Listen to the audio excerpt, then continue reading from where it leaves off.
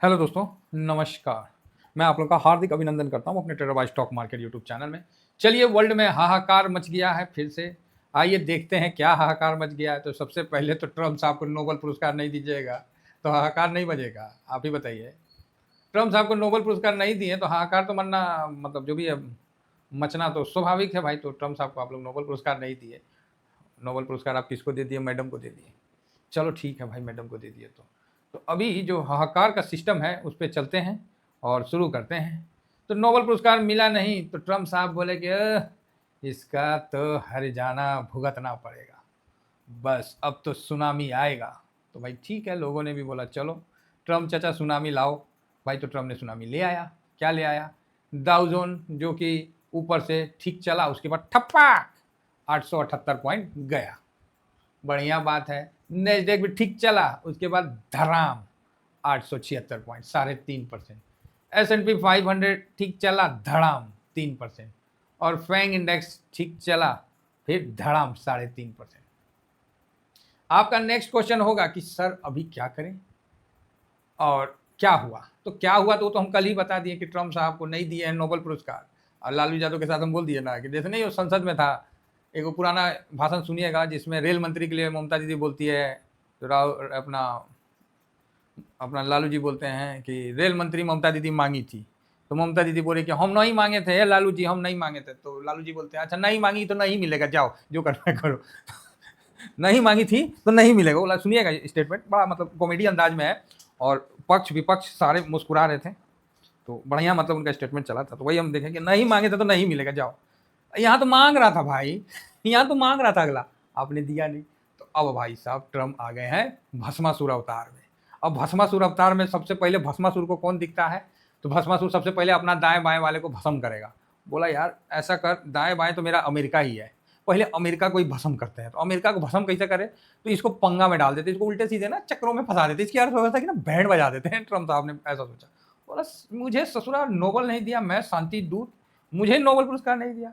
बोला सबसे पहले चाइना को धड़ो। बोला धड़ चाइना, यहीं से इसको बैंड बजाएंगे ना तभी होगा। यही नहीं दिलवाया इसने। अभी तो अनाप शनाप पता नहीं, कभी बराक ओबामा को बोल रहे, कभी किसको बोल रहे। ये तो धन्य भाग है भारत के, मोदी साहब ने सही समय पे पासा फेंक दिया। बोला बहुत बहुत धन्यवाद ट्रम्प साहब, आप तो शांति के दूत हैं, आपने तो गाजा में पीस करा दिया माय डियर फ्रेंड। अब फ्रेंड बोल के उनको बताया कि आपने भाई साहब my dear friend Donald Trump, आपने तो शांति करवा दिया, अब हम भी अपना ट्रेड में आगे बढ़ेंगे। ये वो अपना लन फन मोदी साहब ने चिपका दिया। अगला कोट टाइट करके गया और उसको नहीं मिला। अब उनका निशाना तो सोचा कि मोदी साहब पे चढ़ेंगे, भारत पे चढ़ेंगे। फिर बोला छोड़ भारत को, चढ़ जा चाइना पे, क्योंकि अल्टरनेट अमेरिका का जो दुश्मन वो चाइना ही है, समझे ना। मेन दुश्मन चाइना ही है, डायरेक्ट इनडायरेक्ट आप इस बात को समझ के चलिए। नहीं तो चाइना अमेरिका को ही बोलेगा कि नहीं अमेरिका का ज़मीन मेरा ही है, चाइना का ज़मीन है। तो ये चीज़ है। तो चाइना ने अमेरिका का काफ़ी बैंड बजा भी दिया है। टैरिफ में स्टार्टिंग में ही देखिए, जब उन्होंने लगाया तो उधर से भी लगाया, तो और लगाया तो और लगाया, अंत में रियर अर्थ एलिमेंट ही रोक दिया, बस हो गया, अमेरिका घुटने पे आ गया। चाइना अभी चाइना प्लस में है। चाइना ने क्या, क्योंकि चाइना में डिक्टेटरशिप है, वहाँ कोई आवाज़ नहीं आता है। वहाँ पर माइनॉरिटी को ज़बरदस्ती पकड़ के उसको हाथ गोर अतरी सतरी आँख डोनेट करवा दिया है। और चाइना वर्ल्ड का सबसे बड़ा ऑर्गन डोनेटर देश है। क्या बात करते हैं? वहाँ जो माइनॉरिटी में है, आप समझ गए ना, उसका देश में कोई घुसपैठो नहीं करता। घुसपैठ में समझे, जैसे अब हमारे देश में इमिग्रेशन है ना, मतलब घुसपैठ, जैसे म्यांमार से आ गए, बांग्लादेश से आ गए, वहाँ वो भी नहीं करता। जानता यहाँ गए, हम पता चल गया माइनॉरिटी के हैं, ले भाई पूरा अंगे बॉडी दान करवा दिया। जबरदस्ती नहीं दोगे तो मार के निकालियो लेगा खड़े खड़े। ये सिस्टम है, चिंग चोंग करता रहेगा, आप बस समझते रहिए, जाते रहिए कोर्ट, और कहीं कोई सुनवाई नहीं है। वो सिस्टम है भाई। तो चाइना है। अब अमेरिका बोला कि भाई साहब हम तो भस्मासुर हैं, अब ऐसा करो चाइना से ही लड़ाई आगे बढ़ा देते हैं। चाइना ऑलरेडी अमेरिका से सोयाबीन रोक के ना वहाँ के फार्मर का कमर तोड़ दिया। वहाँ पर जो फार्मर है वो ट्रम्प को गाली दे रहे हैं। ट्रम्प बोला रे भाई चिंता मत कर, हम जा रहे हैं, बात करेंगे। अब नोबेल पुरस्कार के चक्कर में ट्रम्प भूल भाल के उल्टा और गरिया दिया। किसको? तो चाइना को। अब चाइना और बमकेगा। अब देखिए बमकेगा तो क्या करता है, वो तो समय बताएगा। फिलहाल चाइना ने सोयाबीन मक्का ये सब बंद कर दिया, तो अमेरिका के किसान काफ़ी मतलब वहाँ दबाव हो गया, मतलब काफ़ी उस टाइप का माहौल हो गया जो कि देश के उन्नति के लिए बेटर नहीं है। तो तो अमेरिका ने बोला कि ठीक है भाई, तो चाइना पे हम 100% का टैरिफ का अनाउंसमेंट इन्होंने कर दिया। चीनी आयात पर 100% टैरिफ। अब इससे क्या होगा, इससे महंगाई बढ़ जाएगा। महंगाई बढ़ जाएगा तो भैया शेयर मार्केट में क्या होगा, जो रेट कट का फेड का था 2% का, वो तो ख़त्म ही हो गया। महंगाई बढ़ेगा तो आदमी महंगाई को कम करने के लिए वहाँ कॉस्ट कटिंग करेगा, कॉस्ट कटिंग करेगा तो स्वाभाविक है भाई साहब जॉब कम होगा। अब जॉब कम होगा तो फेड कौन चीज़ करेगा, झुंझुना ही लाएगा, उसको देना पड़ेगा, खर्चा पानी देना पड़ेगा। खर्चा पानी मतलब रियायत देना पड़ेगा, मतलब देते हैं ना जी, क्या भत्ता बोलते हैं उसको, बेरोजगारी भत्ता, वो देना पड़ेगा। लोड और बढ़ेगा। अभी क्या है, आयात पे शुल्क बढ़ा दिया, सामान महंगा हो गया। ऑलरेडी वहाँ पर ही इतना कर्जा है अमेरिका पे कि वो कर्जा लेके ही घी पी रहे हैं, समझिए। समझना क्या हकीकत है, 37 ट्रिलियन का मतलब 30 ट्रिलियन का उनका वो है, और 37 ट्रिलियन तो उनका कर्जा है। और वो कर्जा देने के अब इरादा में है नहीं अमेरिका। जापान और चाइना दोनों मिलके बैंड बजा दिया बॉन्ड को, 10 ईयर बॉन्ड को आप देखिएगा 4.50 4.9 तक टेक दिया, 5 तक टेका कि नहीं टेका, अब दबा के बेचा। अंत में सरकार ने, अमेरिकी सरकार जो है उसने फिर बॉन्ड नया निकाला, 10 ईयर बॉन्ड, कोई खरीदा ही नहीं। खरीदने वाला तो ये देश था, चाइना और जापान। जापान भी दबा के बेचा, चाइना भी दबा के बेचा, बस हालत खराब हो रखा है। तो बुरी तरह चरमराया हुआ है। तो आप बोलिएगा सर बाजार तो अच्छा रिटर्न दे रहा था। अरे वही हम बोले ना, एगो तुनतुनी पकड़ा दिया, AI। वो तुनतुनी लेके तुनतुना रहा है, अब मार्केट हाई पे हाई बना रहा है। तो सर भारत, तो भारत कौन चीज़ करेगा, भारत चुप करके बैठ रहा है, देख रहा है कि हाँ भाई तो मतलब पानी का बुलबुला है, कितना देर तक टिक जाता है, कितना देर टिकता है, वही देखना है। भारत चुप करके बैठ के अस्थिर से देख रहा है कि हाँ भाई तुनतुनी बज रहा है, सब खेला हो रहा है, भारत चुप करके बैठ रहा है, शांति से है। तो साल भर से शांति से है। अमेरिका में तुनतुनी बजाते हुए कितना 30% का रिटर्न दे दिया, तो वहाँ पर गिरावट आना स्वाभाविक है। तो भारत में क्या असर होगा, भारत में क्या होगा, कुछ नहीं होगा, तनी मनी असर हो जाएगा, है ना। हम लोग भी थोड़ा 200-500 पॉइंट इधर उधर हिल लेंगे। यही है ना ये, जब वो तो भाग रहा था तब तो हम नहीं भाग रहे थे, तो गिर रहा है तो हम इतना शुभचिंतक काहे बन जाए। तो हम लोग को कोई विशेष ज़्यादा असर नहीं होगा, ठीक है। तो अमेरिका का बुरा हाल है, अब बोलना नहीं चाहिए, बस बेड़ा गर्क हो रखा है अमेरिका का। जिस तरह ट्रम्प साहब की नीतियाँ, बहुत मुश्किल से तो आदमी सोच रहा था कि गोल्ड सिल्वर शांत होगा तो 2 पैसा आदमी मतलब शादी ब्याह में गोल्ड सिल्वर खरीदेगा। अरे महाराज फिर आग लगा दिया, ये अग लगौना चाचा है। हैं, ये कौन है, ट्रम्प अग लगौना है। पहले तो भस्मासुर बोला, भस्मासुर से मजा नहीं आ रहा, ये अग लगौना चाचा है। पूरा आग लगा देता है, पता नहीं कहाँ से ही ना, लगता है कि पिछवाड़ा में पेट्रोले लेके घूमते रहता है कि किसका छीट दे, किसका छीट दे। एगो हम लोग में बोला जाता था कि एगो एगो बच्चा मतलब एक तो बच्चा होता है, एक तो बनच्चर बच्चा होता है। शायद बनच्चर वर्ड आप लोग फर्स्ट बार सुन रहे होंगे, मतलब अति बदमाश बनच्चर, मतलब ऐसा नहीं है वो लड़का पढ़ने में भी तेज रहेगा, खुरपाती में सुपर रहेगा, है ना, एकदम बनच्चर है, जी का जंजाल रहेगा। तो वही ट्रम्प चाचा हो गए कि आप उनको गरियाइए, आप उनको जो बोलना अच्छा बोलिए, इग्नोर नहीं कर सकते हैं। जैसे बदमाश बच्चा होता है ना, वो क्लास में टॉप भी मारेगा लेकिन बदमाशी का भी टॉप है, समझ गए ना। डेस्क के अंदर बम लगा के सोचेगा कि वो आवाज़ नहीं करेगा, हम इसके ऊपर बस्ता रख देते हैं, बम फूटेगा तो आवाज़ नहीं करेगा। तो ऐसे ऐसे मतलब लोग होते हैं। तो चलो चलते रहता है इससे मस्ती। फिलहाल साहब यहाँ आते हैं तो गोल्ड सिल्वर ऊपर भागेगा। तो अब आपका क्वेश्चन का अब आपका हो जाएगा, तो सर क्या गोल्ड सिल्वर में अभी निवेश करें। अब इसका जवाब सुन लीजिए, बहुत क्लियर जवाब है, सुनिएगा ना तो आपको मेरे प्रति मोह भंग हो जाएगा। तो आप बोलिएगा सर सब तो मोह पैदा करता है, आप भंग काहे कर रहे हैं, काहे तो हमको पता है ना, भंग होके भी कहीं नहीं जाना है, यहीं आना है। सोच लीजिए, ये कॉन्फिडेंस है। तो आप बोलिएगा क्यों, क्या हो गया। अब आप गए हैं, इमरजेंसी हुआ, ठीक, आपको हार्ट अटैक आया, या मतलब मेरा कहने का मतलब है कोई ऐसा मतलब तुरंत सीरियस अटैक आ गया या सीरियस कंडीशन हो गया, आप हॉस्पिटल पहुंच गए, ठीक है। डॉक्टर साहब आपका स्थिति को चेक मतलब चेक कर रहे हैं, और आईसीयू में आप आपको चेक किया जा रहा है सब चीज़, बॉडी वॉडी क्या हुआ भाई अचानक से ये, और आपका हल्का सा नींद खुलता है। आप डॉक्टर साहब को बोलते हैं, डॉक्टर साहब क्या कल सुबह तक हमको डिस्चार्ज कर दीजिएगा। तो डॉक्टर साहब नॉर्मल था कि हाँ चलो कर देंगे। तो डॉक्टर साहब पूछा क्यों, क्या है, क्या बात है।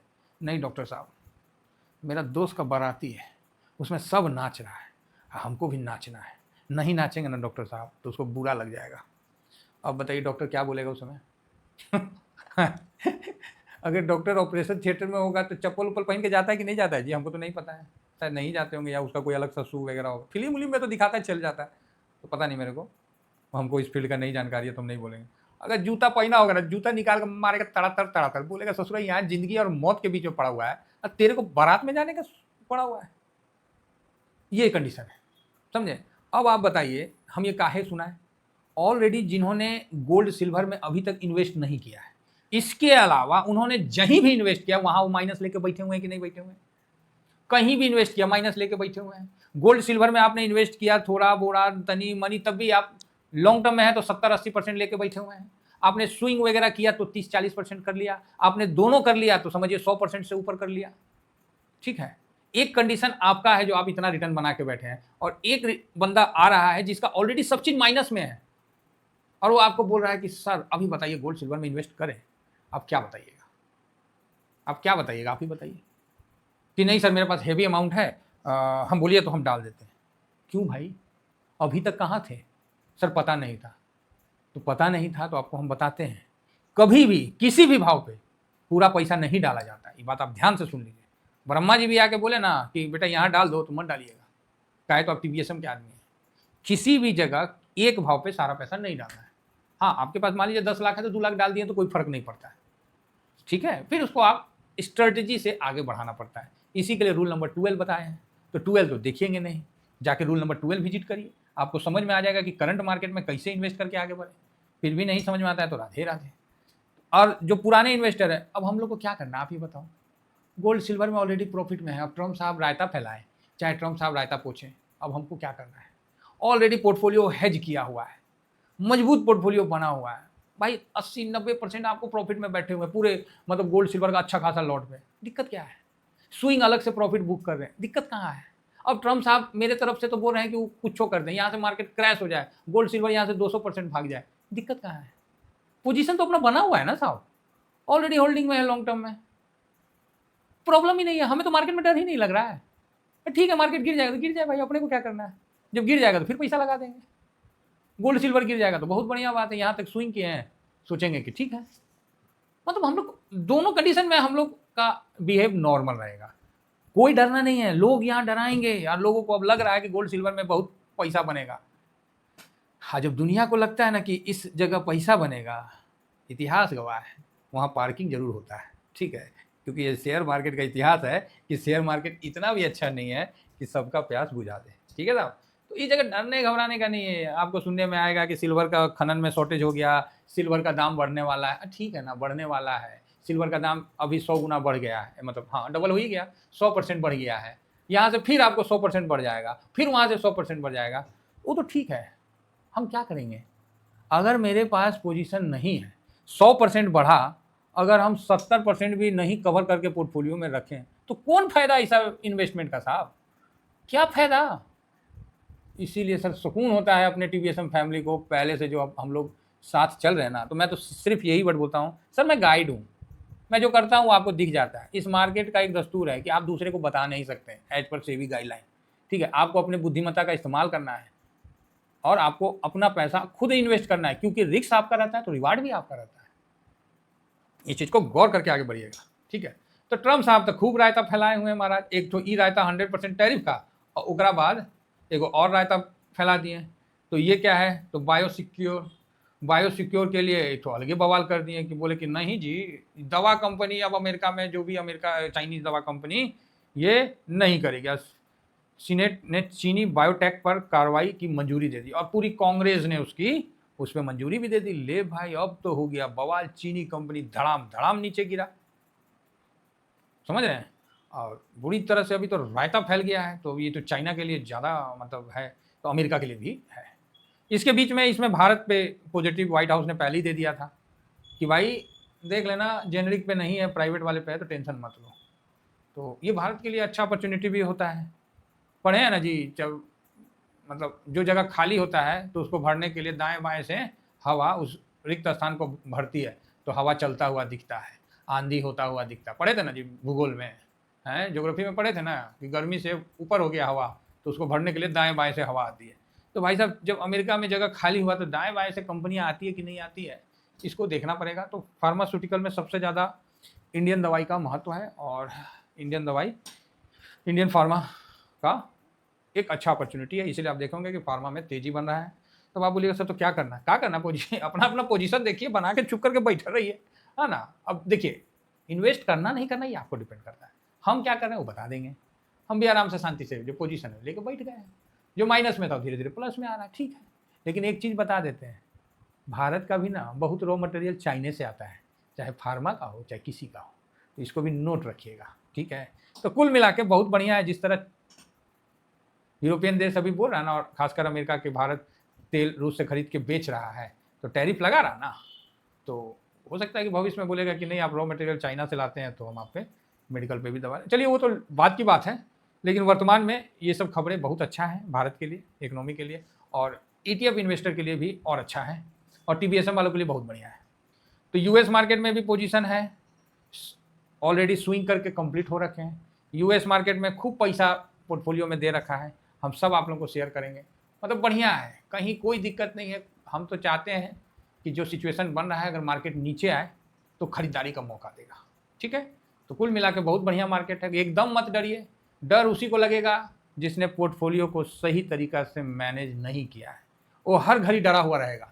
और जो पोर्टफोलियो को बरियारी से टाइट कर रखा है, वो काहे का डरेगा जी। बहुत देखे, कोरोना में हम बोले थे ना कि भविष्य में कभी कोई आएगा क्रैश, देखिएगा उस समय TBSM फैमिली आउट परफॉर्म करके दिखाएगा। आज भी बोल रहे हैं, कोरोना जैसा कांड हुआ था उसमें भी भाई साहब हम लोग मजे में थे। आज पुनः रिपीट कर रहा हूँ, आने वाला समय में कोई भी क्राइसिस आ जाए, उसके लिए हम लोग बिल्कुल मेंटली और पोर्टफोलियो से फाइनेंशियली तैयार हैं। समझ गए हैं, एकदम साथ बने रहिए, टेंशन मत लीजिए, बड़ा मजा आएगा। क्रैश अगर होता है, मान लीजिए इंडेक्स 20% नीचे जाता है, तो हम लोग का भी पोर्टफोलियो थोड़ा माइनस हो जाएगा। नए लोग क्या बोलेंगे, सर आपने तो पोर्टफोलियो बहुत पहले बनाया होगा। हम बोलेंगे बस बस बस यही एक्सक्यूज ढूंढते रहो, दिखला देंगे। 1.5 साल 2 साल हुआ है पोर्टफोलियो बनाने, सब आप लोगों के सामने बनाए। 5-5 हज़ार से लॉट को लगा लगा के बढ़ाते बढ़ाते उस तरह से किए हैं, ठीक है। तो सब ऑन ग्राउंड हुआ है। कुछ लोग बोल रहे हैं पोर्टफोलियो एजुकेशन, ठीक है, इस वीडियो के बाद देखता हूँ, पोर्टफोलियो एजुकेशन पे कुछ बताता हूँ, फिर आप लोगों के लिए हेल्पफुल रहेगा। फिलहाल इतना ही कहकर, ये सब बहुत तामझाम चल रहा है वर्ल्ड में, ज़्यादा मत सुनिए समझिए, नहीं तो दिमाग लगेगा कि खाना नहीं खा पाइएगा। ठीक है, आराम से रहिए, जो हो रहा है अच्छा हो रहा है। आपको अपना पोर्टफोलियो को स्ट्रांगली मेंटेन करके रखना है, दुनिया को जो करना है करने दीजिए। आशा करता हूँ कि व्यू समझ में आ गया होगा, क्योंकि हम लोग का बस सिर्फ अपने पोर्टफोलियो पे चलता है। हम लोग का बस ना ट्रम्प पे चलेगा, ना चाइना पे चलेगा, ना मोदी साहब पे चलेगा, ना राहुल साहब पे चलेगा, ना फलाना साहब पे चलेगा, किसी भी साहब पे हम लोग का नहीं चलेगा। हम लोग का जो बस है सिर्फ अपने पोर्टफोलियो पे चलेगा। अगर हमने अपने पोर्टफोलियो को भी ठीक नहीं रख पाया तो सर क्या फ़ायदा, फिर इतने दिनों का एक्सपीरियंस और इतने दिनों का क्या फ़ायदा। क्या फ़ायदा जब आप खुद सुरक्षित नहीं रहें और आपके साथ जो लोग हैं वो भी सुरक्षित ना रहें, फिर क्या फ़ायदा ऐसे इन्फॉर्मेशन देने का। बात समझ में आ रही है? बिल्कुल, आने दीजिए समस्या, उसी में पता चलेगा कि कौन चंदन है और कौन लकड़ी है। Thank you very much. जय हिंद, जय भारत।